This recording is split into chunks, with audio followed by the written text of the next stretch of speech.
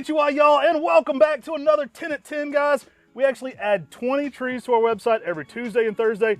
There's another 10 trees in that secret email, so make sure to go sign up for that email and check that out. We're going to be talking about 10 of them here in the video today. And today you got Tim and Matt. It's been a while since we've been in a video together for a 10 at 10. Y'all, today's the 10 at 10 for September 4th of 2025. And we got a killer lineup. We're starting out today with Easter Palmatum and Irene. Woo, I love this tree, guys. The yellow dance, hadn't had it in a while. I might yellow dance too. Guys, I love this tree. That was a weak one, but I'll leave it to you.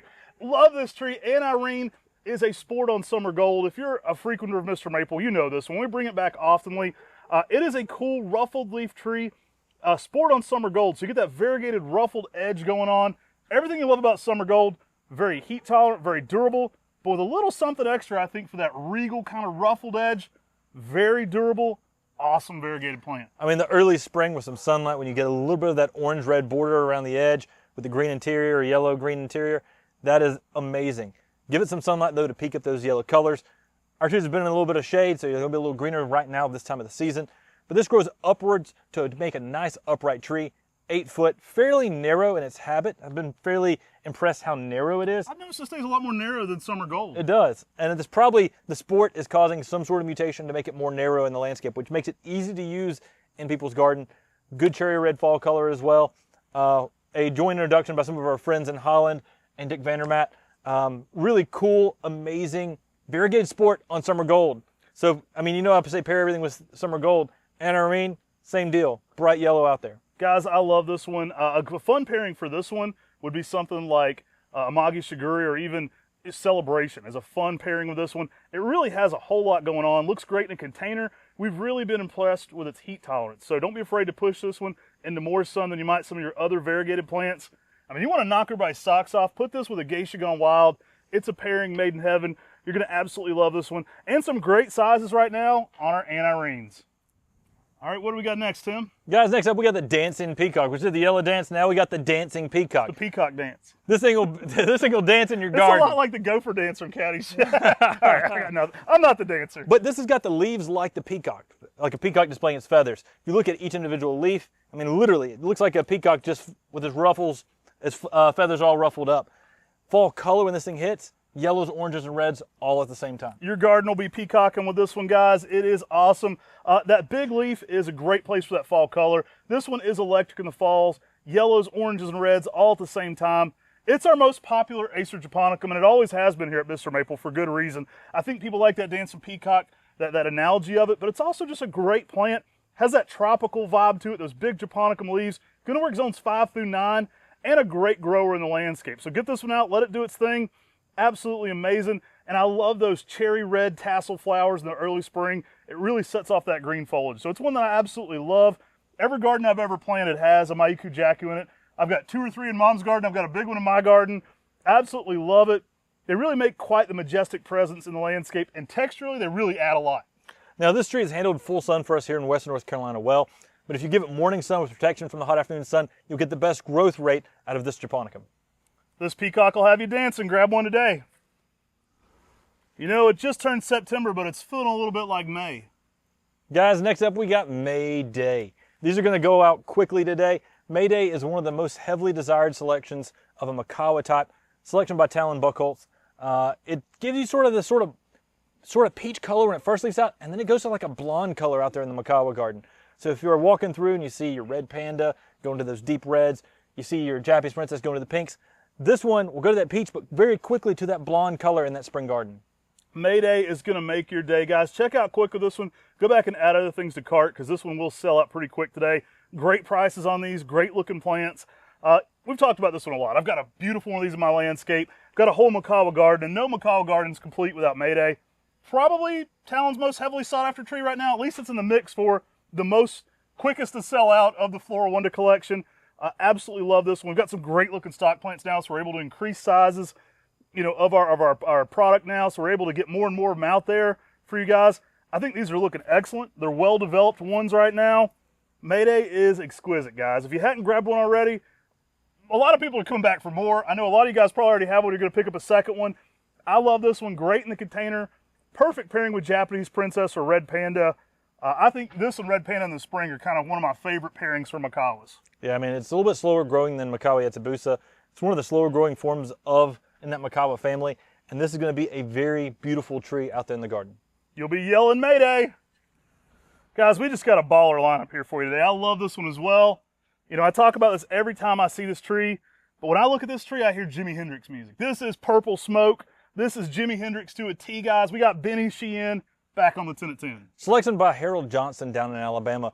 This variegated Japanese maple is extremely heat tolerant. It gives you some good red color. You see some almost like red with like lime green in it. And then late summer, you may get some green on green. It makes a good upright tree out there in the landscape. Super heat tolerant. We're thinking Emperor 1, maybe even more heat tolerant than Emperor 1 out there in the landscape. Beautiful. But the fall colors on this go to some really nice shades of yellows to oranges, which is very different than what you think of most red uprights. I love how funky this one is. That purple growth is exquisite, especially in the early spring. You got to mix some guitar face while you're planting this one, so you got to work on the guitar face while you're digging the hole for this one. I love this plant. I've seen it in full sun. You talk about heat tolerance. I've seen this one in full sun in Alabama at Pat Dye's garden. Beautiful specimens, just eating it up, soaking it up, not having a problem with the heat. Absolutely exquisite. Benny Sheehan, though, it really does a lot. So this one pairs so nicely with other plants. Obviously, a lot of yellows can really contrast well with this. This is something that will look really nice next to that anirene we had earlier.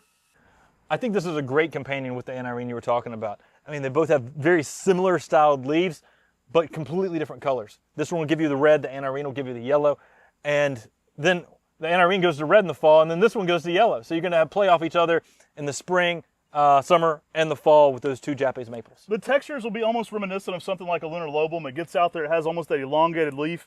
I love it. It does look excellent next to something even like yellow thread. So that'd be a fun comparison to put this with. It really brings the high drama though. It's almost like a geisha gone wild in that variegation in some ways with a longer leaf. So a lot of color going on, much darker, but you get a lot of what I like about that in that swirling texture. Yeah, beautiful, upright, super heat tolerant. But it's gonna be beautiful in anybody's garden. Even if you're in a garden that doesn't need something that's so heat tolerant, the fact that this is that red variegated sport that then goes to that yellow in the fall, it's gonna be very dynamic. This would look good with a ginkgo. All right, guys, while you're heating it up with the purple smoke, kind of sounds like some brisket. I like that. Makes me think of some blackberry smoke. You're getting some good brisket going. Cool things off with a snow cloud, guys. Snow cloud would be a really dope pairing in your garden next to that Benny Sheehan. I love the white frosted look this has. One of my hands down my all-time favorite ginkgo. With the snow clouds looking this good, which is going to sell it quicker, Mayday or this? I mean, these things are nice. These things are pure white. This is one of the most striking ginkgos that's ever been introduced. Typically, ginkgos, we've got green leaves. They go to yellow fall color. There's not a lot of diversity in ginkgos. I mean, there's some that are variegated with stripes. This is one of the first truly variegated, extremely stable, all the way ginkgos. It's going to light up that landscape. I would say Beijing Gold has some similar characteristics. This one is like Beijing Gold, but on the next level. Oh, I love it, guys. Don't be afraid to put this one in a little more sun. They can green up late summer. I mean, we're in September, and these things are absolutely glowing. Early morning sun, late day shade is kind of your optimal situation. You do want to give ginkgos at least 4 to 5 hours of sun for their better growth rate. Lime these, they will take off. Absolutely love it. A 6 foot in 10 years upright. It absolutely glows in the garden. Again, I think this would be an absolutely dope pairing with Benny Sheehan. Yeah, I agree. And the lime is one of those things that really helps this tree get established and take off better out there. But I mean, these things are vigorous. I mean, very vigorous. They've got some good long shoots to them, and that white color is going to add a dramatic effect in anybody's garden. Guys, think Ukigumo, think Naguri Nishiki, but on a ginkgo. Snow Cloud rocks it out. All right, guys, let's take you down to Englishtown. Now, Englishtown is a witch's broom that was found on a Japanese maple. It was a broom that was found on a Japanese maple. It may not really be a witch's broom because it doesn't have that short and center node, but sometimes this tree will actually throw on a witch's broom on it, which is kind of crazy. So you can have a broom on a broom. Something kind of cool you could have out in your garden eventually one day, but it has that rounded compact form and good red color. Guys, this one's fun. It's a deep maroon that has kind of some purplish maroon new growth. The new growth can even separate itself out being kind of a lighter pink, especially late in the summer. Holds its color extremely well, almost like Hime Sojo. The color holds really well, even in shadier conditions. I really love the color on Englishtown, and I like that kind of separation it gets of the new growth. I mean, you get that kind of cherry pop over top of that older purple, it really glows. It's a great container plant. So think about this one as an optimal plant for a big patio planter. Make sure you got good drainage on that. Does equally as well in the ground, but I love this one to kind of bring that garden and landscape back up to the deck. Yeah, this is that dwarf red for your landscape or your container. That's going to be that small compact form, but give you some of that cherry red and deep maroons. Color's the thing that makes gardens pop. Japanese maples are known for it, and this can do it in a small way, but have a big impact. Hurry and get these before the British do. All right, this next one will freshen up your breath. What do we got? Guys, we got a pine. We got an umbrella pine, a Japanese umbrella pine, Sciadopitys verticulata wintergreen. This is a Japanese umbrella pine that is noted for holding that green color long throughout the winter. Often umbrella pines, they may brown up a little bit, get a little bit of yellow to them during the winter months. This one's known for having some really good green color. Really rich color too. I mean, it's that preferred evergreen style color, really dark, dark green. Now you get these little accents going out throughout it as well, so that light kind of makes it feel darker overall. A nice sized tree. This one fills out well in the landscape. You want to give these at least 4 hours of sun as well to kind of pick up that growth rate on them. Little late day shade protection always works great with the Sciadopitys. I love Japanese umbrella pines. I think they bring such a unique aesthetic to the landscape. They certainly evoke that Oriental garden kind of feel to them with a really fun growth and petal. Yeah, Japanese umbrella pines, they're really rare in the nursery trade. One of the reasons that is because they're very difficult to produce from seed. They're difficult to produce from rooted cuttings.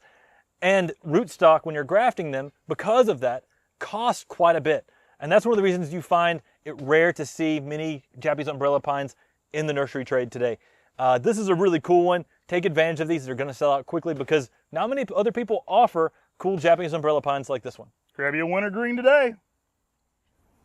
All right, guys, next up, we're bringing back Green Arrow. This is an awesome plant that makes a cathedral in your landscape. One of my all-time favorite conifers, such a regal presence, tall and skinny. You can get a bit of a skirt to them as they fill out. We tend to remove the skirt if you want. Sounds a little weird, but we do. And let them just get taller and taller. Yeah, it's a really nice Alaskan weeping cedar. We call it Chamaecyparis nucatensis. That's what it was called originally. Some people have now started calling it Cupressus nucatensis. Either way, whatever you call it, this makes a good, nice vertical interest conifer out there in the landscape. That'll be very tall, and then it'll develop some arms up towards the top, which are very unique and special, and give something dynamic out there in the garden. It almost looks like a person out there just hovering over your garden, and gives sort of this sort of eerie, really cool look. We got a few of these at Buchholz that I'm really proud of because they're now probably 30, 40 feet. Mm-hmm. But once established in the landscape, these can grow up to 2 to 3 feet of growth per year on their vertical interest. So they can make a nice vertical interest pretty quickly. One of those trees that definitely gives you that lodge type feel. I love it. Beautiful, really nice regal appearance. And yeah, just one of those plants I absolutely love. They make a great pairing with Japanese maples, especially for the colors. An oldie but a goodie, we're bringing back some classic 2-gallon Waterfall. Great size 2 gallons, guys. Get them just in time for that great golden, orangey, yellow fall color.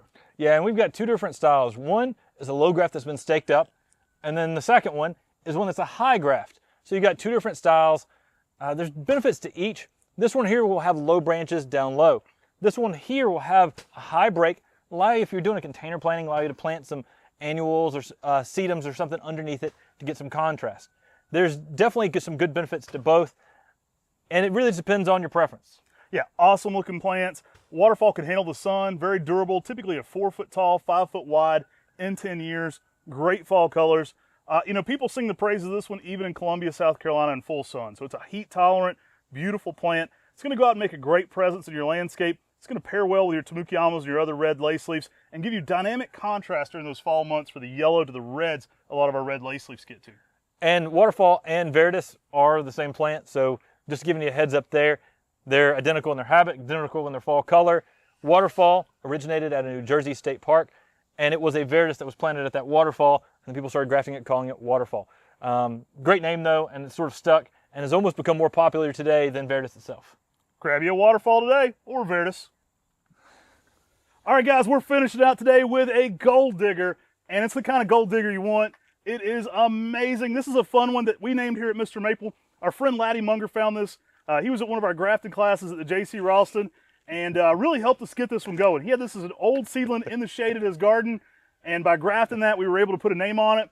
I love this color. I love the pink new growth it puts on in the spring as well. Yeah, it's got some really nice yellow color, and in deep shade, this will be a pale yellow all the way up. Sunlight will actually get some orange towards the middle part and red towards the tips in sunlight. Good orange fall color. Very, very fun and different tree.